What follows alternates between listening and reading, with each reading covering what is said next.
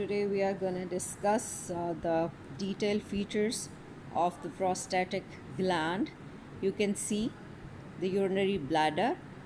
These organs are located in the pelvis, and you can find the prostatic gland, which is accessory sex gland, is located inferior to the bladder. It surrounds the prostatic urethra. You can see it is traversing it and passes through it. This prostate, as it is a gland, it consists of 30 to 50 compound tubular alveolar glands. And here another important thing, you can see that these seminal vesicle, they are finally forming the ejaculatory duct, and this ejaculatory duct is going to join this thin prostatic urethra, which is traversing the prostate gland. Now we will divide this prostate into the three concentric layers. The innermost, you label it as the mucosal layer.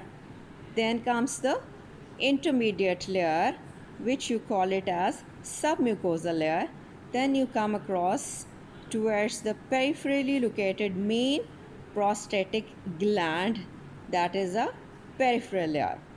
The glands of the mucosal, this layer, they are going to secrete directly their secretion into the prostatic urethra, and the other two layers are going to secrete or pour them into their secretion through the duct into the prostatic sinus is located on the either side of the urethral crest on the posterior wall of the urethra.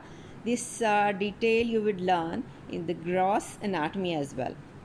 Now we have to discuss the histological feature in detail. For this I will show you another diagram to get the better concept. Now you can see that we have got this the histological cut section. Here you can see a crescent shape urethra all around like this. Now you can observe the utricle, and then you can see the ejaculatory ducts on the both sides. There is the connective tissue fibromuscular stroma. The term you will come across consisting of connective tissue elements and the smooth muscle cells you can find. It is also showing the vascularity, the cut section of the blood vessels you can see inside. This the peripheral area consisting of the major contribution of the gland. 70% of the glands lie over here, and around this urethra you can label it as the mucosal gland layer. Then you can find the submucosal glands in between. Now see towards another view of this prostatic gland. In this you can see the bladder. From here this urethra is coming down, prostatic urethra, because it has to traverse this prostate. And now focus on the zones which we divide. There is a peripheral zone. The parenchyma of the prostate is basically divided into zones. The peripheral zone, the label you can see very well. Then next to it you will find this yellowish area. This is the central zone. Then you can find the transitional zone, and then the periurethral zone, means the zone around the urethra. You will call it as periurethral zone.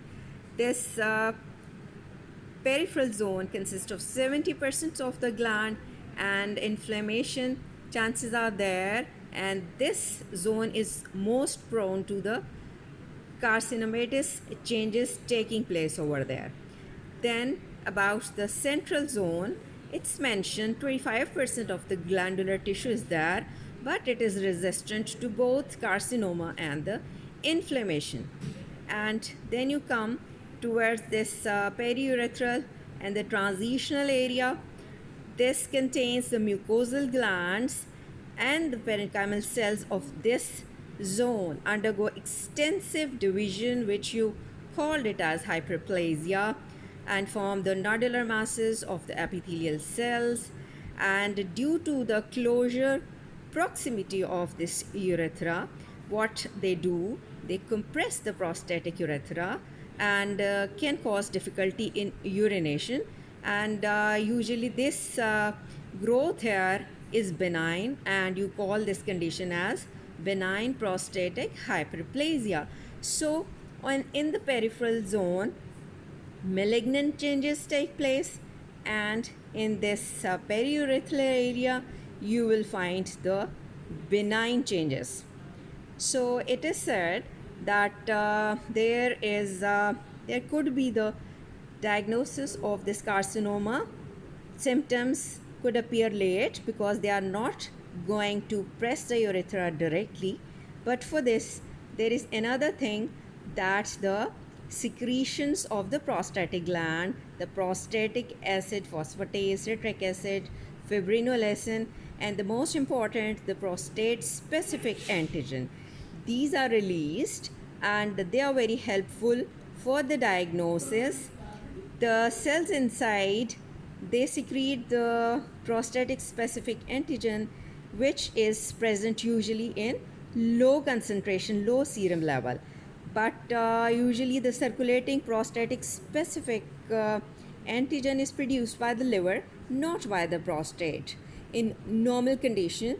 But when there is a prostatic cancer, so the secretion amount increases, so PSA level or prostate specific antigen becomes higher, and the elevated level of them will help out in the diagnosis of the cancerous growth inside. So it has produced a remarkable resolution to find out the prognosis and the presence of the disease inside. Now I will show you the histological details again. You can see a cut section. You have to draw this prostatic urethra, and you know that it must be lined with the transitional epithelium here. Rest of in between tissue you would mark as a connective tissue, showing all the regular feature of the connective tissue, the elastic fibers, collagen fibers, fibroblast, everything could be there. And the fibromuscular stroma will be showing the smooth muscles in it as well. And you can find the blood vessels cut section over there. Then you find the alveoli of the glands all around, and you can see in the very center lumen of these secretory part or alveoli of the gland are a laminated structure, the concentric in the form of a concentric layer called as corpora amylaceae. What is this? This is basically a concentric laminated, you would say these, where my pen is, this is the concentric laminated bodies believed to be formed by the precipitation of the secretion, and these are around the cell fragments, the broken part, and they partially become calcified, and luckily they help us to identify the slide.